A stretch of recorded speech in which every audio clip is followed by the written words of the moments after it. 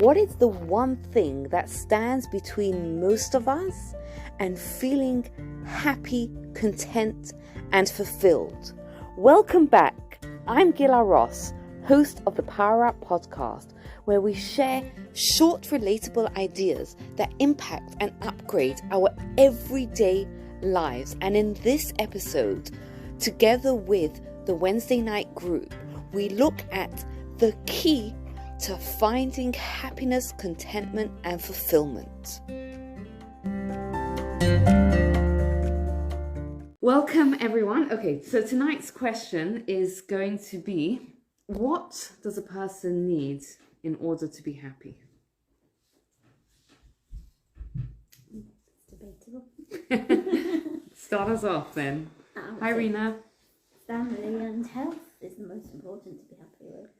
Family and health. So the question we're asking is, what does a person need to be happy? Because love, health, and essentials. I think even without health, you can still be happy. I know it's not easy. Yeah. I think it's always the emotional needs of it. You need love, Yeah. health, and Emotional essentials. needs are met. Okay, so Yes. 1 minute. So what does that mean, emotional needs? What is a person's emotional needs? Because I think you're right. If a person's emotional needs are met, then probably they'll be happy. But what are a person's emotional needs? Person that they can trust, who Support. they can share. 1 minute. So with trust with what? What was that, Sharon? Trust Someone in? who they can trust and share all the problems. Well, not just problems, negatives and positives with. Okay, support. Yeah. Support. What were you saying? I said support. Yeah. Yeah, you said support. She said trust. Hi, Ilana. It's nice to have you here. Family. You, Adele. You said family and health. And just Is essentials. everyone who has family and health? I mean, family sometimes is the greatest source of unhappiness. Yeah, that's why I say love, not necessarily family. Love. I don't think that everything can be a positive and a negative. It's how we choose to. Well, love happiness can because be a choice. Okay, happiness could be a choice. Can be. I'd say love because you can have a friend who's closer to you or than family. As I say, you can't choose your family, you can only choose your friends. Right. Okay. And essentials. What are the essentials? Again, that's what we're trying to Enough to sort of survive. Enough to survive, I think. You don't need all the luxuries and whatever. You need enough. No, but still, like, But- you can get people who live like, That- the Amazon A pair of rainforest, glasses that aren't broken, apparently. So yeah, that's exactly. You know what? You could be happy even with a broken pair of glasses. My glasses Yeah, because you broke can have last sellotape. weekend. That's true. Well, I do have sellotape somewhere, but it's Perspective. okay. You know what? Like, they're all good answers. You're all saying good things, right? They're all good answers because perspective helps. But the question is, if you have perspective, does that make you happy? No, you need a mixture of things, but you don't need luxuries to survive. You don't need luxuries. That is true. There's research that was done, and I think below a certain income level, your happiness is Enough affected. to get by. That's what But you need. once It was still quite high. I think it was about 60 or 70,000. I think it was still quite high. I'm sure that piece of piece. right, but again, after above that, It it did make a was difference. it did make I a know. difference. I'm sure I sort of read the same. Right. Sorry, Ilana, were you going to say something? Oh, okay, fine. Sorry. But look, we all hear and know of people who have loads of luxuries, health, and are still not happy. So, That's one thing. I'm foolish. so what is it what are our emotional needs? Hi, Chaya. Yael, do you want to tell us a little bit more? What's a person's emotional needs? I think everybody's different with different personalities, and it's different for each person. But it's that feeling of contentedness, that they feel that they're valued, that they feel like, a sense of purpose possibly, and yeah, things like that. Okay, no so negativity of that. There's always going to be negativity. Well, yeah, if you're looking for no negativity, you're never going to be happy. I'm sorry, Han. I hate to be the person to break that news, because there's always that negativity, right? Like, what can't be helped. Yeah, but it's interesting what you said, that it's different for everyone, because I think we would all agree with that, right? There are different, like some people are like very driven and they want to have, this goal and meet that goal, and other people are very content not to have any goals, and they're very, right? People are different. It's interesting that you said a purpose. How important do we think a purpose is? Having a is it having a purpose? Is it knowing your purpose? Is it achieving your purpose? Which one? Having a purpose. Okay. Yeah. I think it makes you, possibly, it gives you reason to do whatever you do. It makes you feel valued. Yeah. Okay, so just having a purpose makes you feel valued? Not just, amongst other things. Amongst other things, okay. Well, I'm going to read a comment we have. A mindset that all is given to us from Hashem, and what is the lesson each moment or need? It is a perspective to find the lesson in the positive and negative times, and to always be growing, which I think is quite similar to what you said, that about purpose, right? So I want to look at something, and I want to look at a story that we kind of know from the Torah. We may or may not know, actually. I read something really that was shocking in my mind. Anyway, it was really, really shocking, and hopefully it'll give us a new perspective or a clearer perspective on what we need for happiness. Okay, so we know that Jacob and Esau, right? Yaakov and Esau were twins. They were born and they grew up to be very, very different, right? Yaakov was the father of the Jewish people. He was a person who was spiritual, no worries, and he was very, very spiritual. He was a person that was connected to God. He was a person with self-discipline, right? Esau, on the other hand, was someone who was completely immersed in the physical world. He was a hunter. He was someone who was out there in the world, and ultimately was living for the here and the now. And he was a hunter. He was someone who was there for life's enjoyment. Why did they turn out so differently? Genetics. It's a destiny, wasn't it? Isn't it something to do with heritage? So it's very hard to say genetics, because they were twins, right? So were they identical twins or not? I don't think they were identical, not from what the Torah says. Okay, so they weren't, but they certainly shared a lot of genetics, and they also shared a lot of they shared an upbringing, right? Like their parents, they were twins. They were born at the same time. They grew up in the same household. Like maybe because they both had free will. Okay, I mean, look, you definitely cannot discount the free will, and I can't remember if I did this live a few weeks ago or not, but we spoke a little bit about the free will aspect of their things as well. But I wanted to highlight something else that I saw. I mean, it's look, for anyone that's a parent, right? It's a pretty shocking thing if you think about it, right? To have two kids that are so completely different, right? Like, we hope our genetics, our parenting or whatever has some sort of influence on our kids, that they're more or less going to, to have one child who is this amazing spiritual person and one child who's a murderer, who's a killer, who's a hunter. It's pretty, like, shocking. Like, why did they turn out so differently?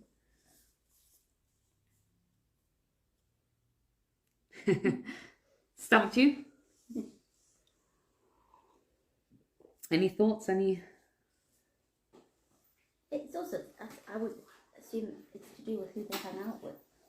Okay. Well, because if you look at the common day, the gangs, one kid could be in a gang, but one isn't in a gang. It just depends on right cohort.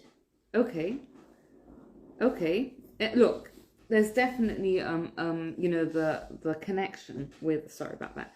the connection of who they are and who they hang out, definitely our kids, right, and for ourselves as well, definitely has a huge connection with who, you know, how we end up being.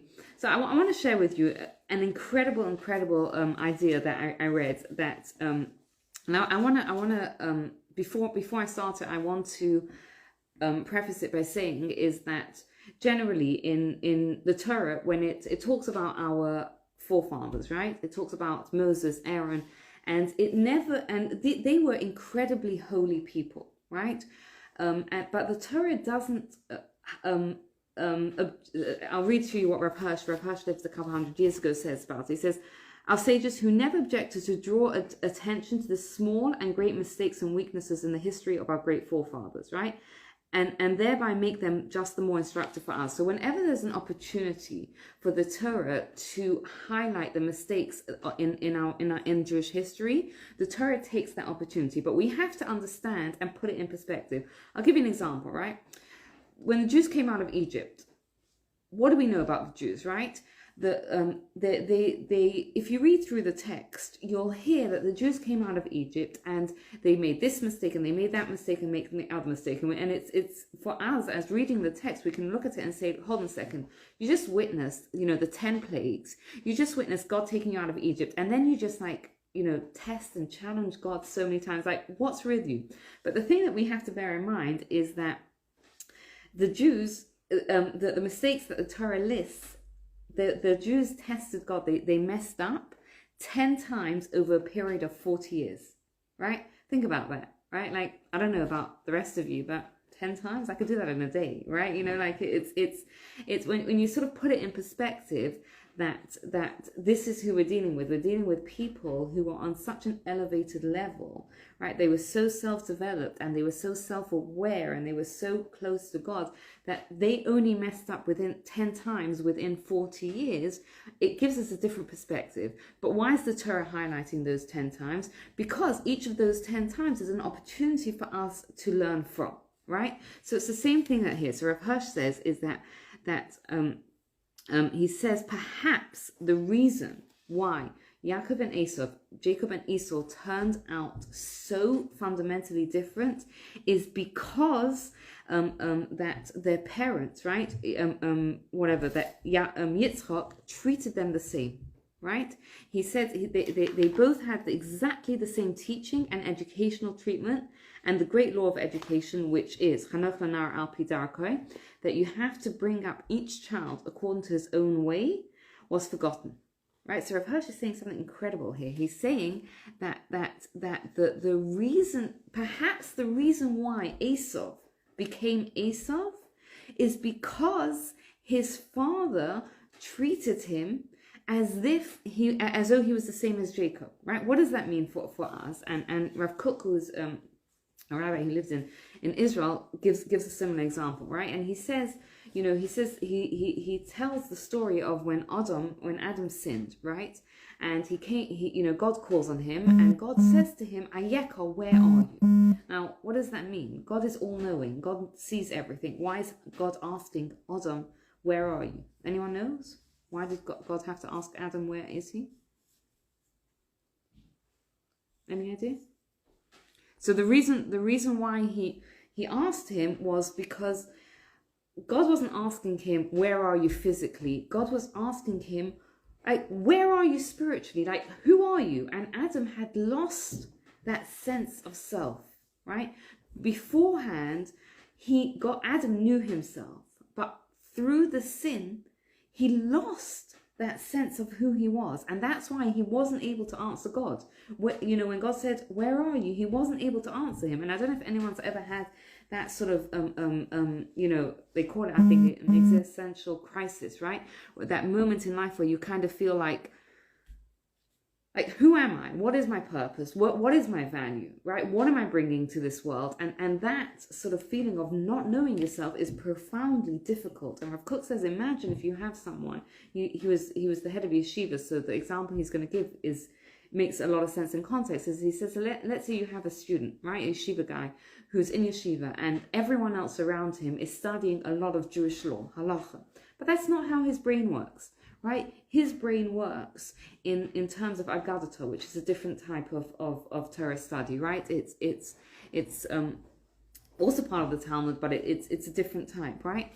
And if he's in an environment, or even if he himself is putting pressure on himself to be like everyone else, what's going to happen to that kid? He'll end up resenting it, exactly, right? Not only will he not be able to develop his own strength, but he's going to end up resenting it. Why? Because you're trying to, whatever the cliche is, you're trying to push a square peg into a round hole. Is that the cliche? Yeah, right? but life's full of square boxes. You can't always accommodate everything. But I get what you're saying, but it's very hypothetical.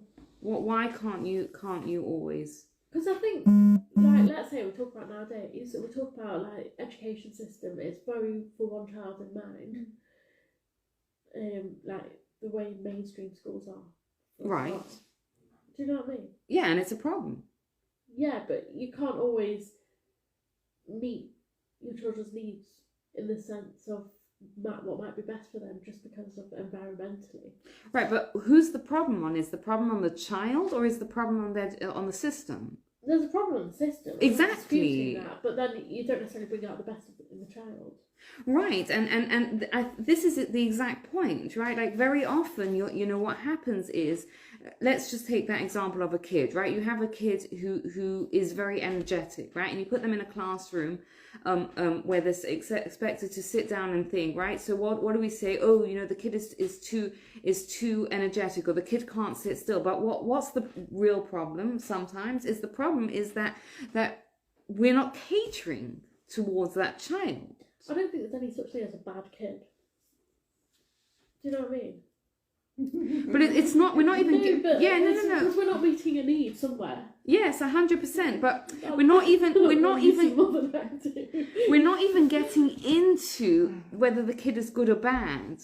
We're getting into, you know.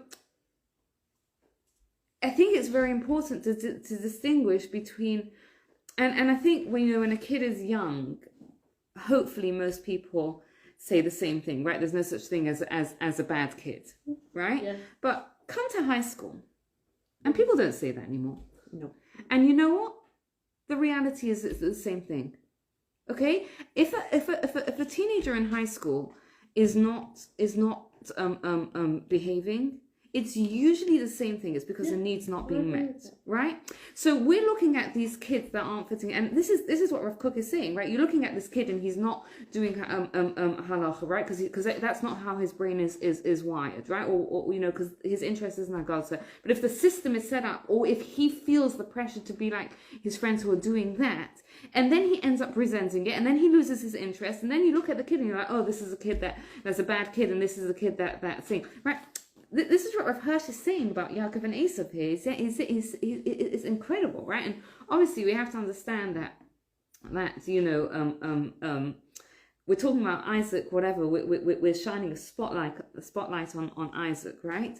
In terms of his parenting. But the idea here is that, you know, we look at the kid, right? So the teenager or whatever, and we say, you know, that teenager's a bad kid, or that teenager's not interested, or that thing. And the question really is what's going on here is that I'll get to that question later. Thank you.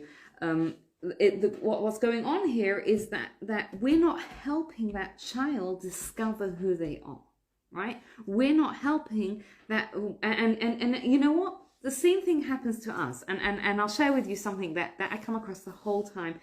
Anyone that's a mother, I'm pretty sure you can relate to it, right?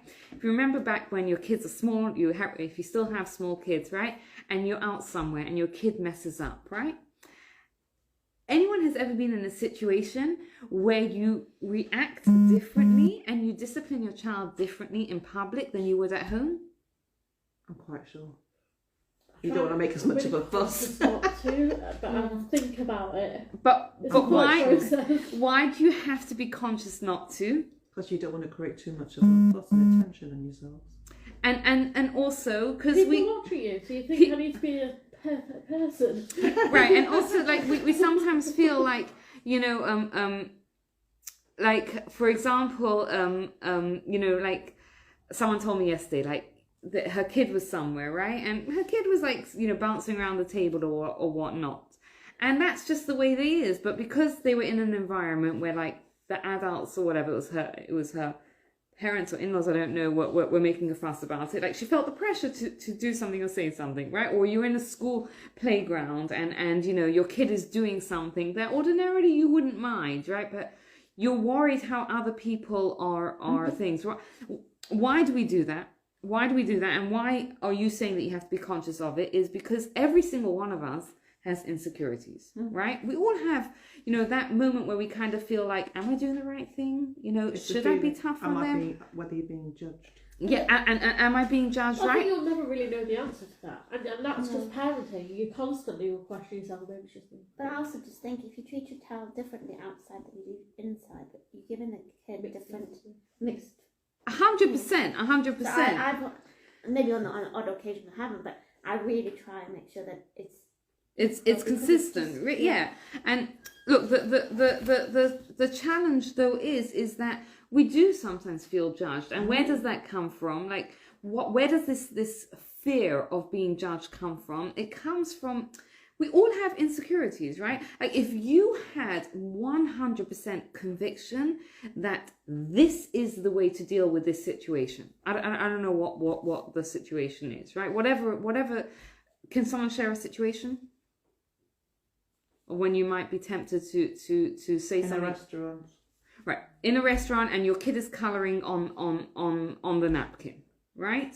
Or the kid is colouring on you know, let's just say the kid is colouring on the napkin, and you feel like other people are looking over you and are like you know, like what is going on. If you had 100% conviction that, you know, this is fine, and I do not have to tell my kid off anything for it, you wouldn't care, because you know, you 100% know.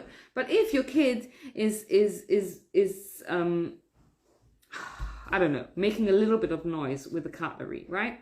So then you're not quite sure, like maybe it's age appropriate, maybe it is bothering other people. If you're making a loud noise, again, then you have more conviction. But it's those situations where you're like, I'm not quite sure, or I'm almost sure. But when we're worried about being judged, where does it come from?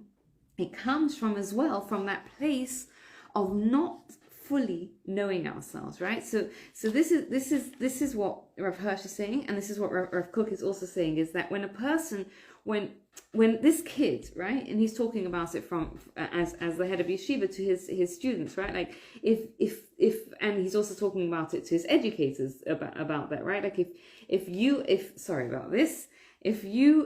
as an educator, right, don't help the children or the students find out what they're good at, you are doing the greatest disservice for them, right? Because as Yael said, what will end up happening is they will end up resenting it, right? Because they won't find what they're good at, and they will end up resenting it. And at the end of the day, every single person has their own unique purpose. And when a person understands who they are and what they are, that is the key to understanding our purpose, and that is the key to understanding our value. And let's look at an example of who did it right? So when Father Jacob, our forefather Jacob, visualized the tribes of our nations in the sons standing around his deathbed. So we're talking about, Rav Hirsch is talking about, before Jacob passed away, he blesses all his sons, right? He saw not only future priests and teachers, he saw around him the tribe of Levites, the tribes of royalty, of merchants, of farmers, of soldiers. Before his mental eyes, he saw the nation in all its most manifold characteristic and diverse paths of life. And he blessed all of them and said, each according to his speciality, and in his different path in life did he bless them. For the covenant which God established with Abraham wants a whole national life, a whole fresh, complete life of a nation with its manifold classes and occupations, all for the one and the same great task of life, to do what God wants from us, right? So what he's saying here is what did Yaakov, what did our forefather Yaakov do so well, is that he understood each of his children, right? When it came to the end of his life and he gave them a blessing, he understood what each of his children, and he was able to bless them, right? It wasn't that you are going to be the father of royalty, you're blessed. The rest of you, you're not going to be royalty, you're not important. Each one of you is important, because he understood that that's the way God created the world, right? God created the world with many, many, many different types of people, and we are all different because we all have a different purpose, and each one of our purposes is necessary for God's plan, right? And it's not that, it's interesting. I did a live a few weeks ago with Julie on Instagram, and it's saved on the podcast, and like she was talking about becoming religious and how she was telling her story about like how sometimes when someone becomes religious they feel like they have to conform, right? And she as she settled into religious life, she realized that no, it's not that you have to forget your individuality and you have to conform, but that you have to know your individuality, right? And you have to use your individuality to do what God wants from us, right? It's not that religion means give up your individuality. It's about using your individuality, and it's such a core part of what we are. It's like, we can't, a person who doesn't know their purpose, who doesn't know what they're really about, is not going to be happy, right? They can't be happy because there's a part of them that is not going to be expressed, right? At best, there's a part of them that's not going to be expressed. At worst, they're trying to fit in to a system that they can't fit into, and they end up, as Yael said, resenting it, right?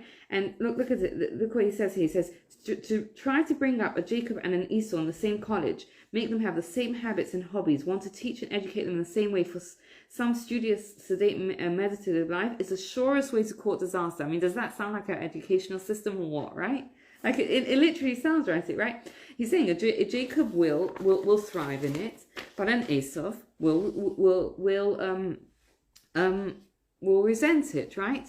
So had Isaac and Rebecca studied Esau's nature and character early enough and asked themselves, how can even an Esau, how can all the strength and energy, agility and courage that lies in this child be won over to be used in the service of God?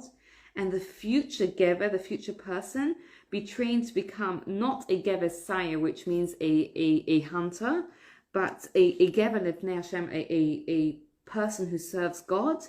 Then Jacob and Esau, with their totally different natures, could have worked together to do what God wanted. And Rapesh is brilliant this way; he's able to do this. So he gives an example of how it could have done. So what was Esau's strength? Does anyone know what Esau's strength was? The fighting. He was a hunter. So what's the strength of a hunter? What does a hunter have to do? Yeah, but before they have to kill, they have to understand the art of stalking. They have to externally to appear quite innocent and still have the thought of killing quietly in their heart, right? So he says it's the complete exercise of trickery, insidiousness, and how can that be used for the good? Sounds depraved, that. Huh? It sounds depraved, but listen to this, because it's actually brilliant. How can that be used for the good? When does a person hide their agenda for something, for a different purpose? Maybe hurt, not an ASOS thing, maybe, but avoid hurting people. To avoid hurting people, what do we call it nowadays? Diplomacy. Yeah. No, we call it diplomacy, right? What is diplomacy? Is a person has an agenda, right? Which they are not sharing, right? And they will use it. But obviously the idea is yes, used for the wrong is to manipulate people. But if you have the person's good in mind, then that's diplomacy, right? You have an agenda. You're not going to tell them, because if you tell them what your agenda is, you're going to get their back up. But if you're diplomatic about it, you can sort of get them to understand why it would be good for them without revealing what your agenda is, right? Do you see how it's a very similar thing? So he's saying, Rav Hirsch is saying that had Yitzchak understood that this is the child he has, right, then he could have given him a different education, and his character traits, his innate character trait could have been used for the good. And I think it's an incredible lesson for ourselves as people, and as educators as well, because number one, we have to understand ourselves, right? So often, we see this all the time, right? I can definitely speak for myself, right? Like, so often we look at other people's lives, or we look on social media, we see things, and we compare ourselves to other people, right? And I saw this, and it doesn't end up making us feel good, and it doesn't usually bring out the best in us. Why? Because what we're doing is we're doing the opposite round. There's nothing wrong with looking at someone else and becoming inspired by them. But to look at someone else and want what they have, or want what they have, even if they want what they have achieved, we have to start inwards, right? We have to start by knowing, who am I? What am I? What are my strengths? What are my challenges? And how do I best fulfill God's will in this world? And as parents and educators, that's the job, to know our children, right? We can't do this unless we actually know our kids, right? Unless we actually really, I personally think that one of the hardest jobs of parenting is to parent the children we're given, as opposed to the children we want. Absolutely. Yeah, right. Completely.